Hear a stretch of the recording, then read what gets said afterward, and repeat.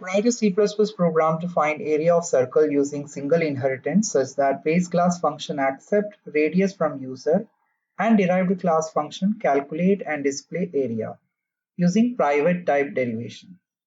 In the previous tutorial, we have already discussed the same program in which we have discussed with public type derivation. We created two class circle1 as a base class and circle2 as a derived class. So we changed the derivation from circle1 to circle2 as private. So we mentioned class circle2 colon private circle1.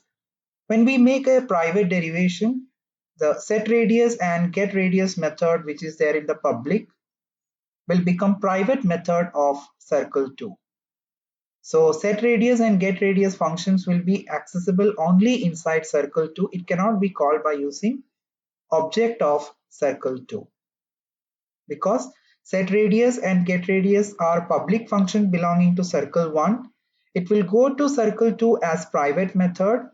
So it will be accessible only inside the circle2 functions.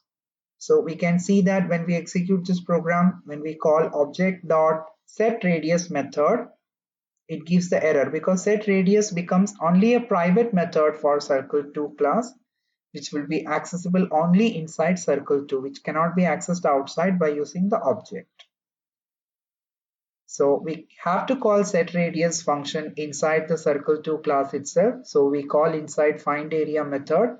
So before we are finding the area, we call setRadius method, which will assign the value radius data member. And then we calculate the area by using the radius data member value. And in the main program, we only call findArea method, which is a public method of circle2 class. Execute and see the program.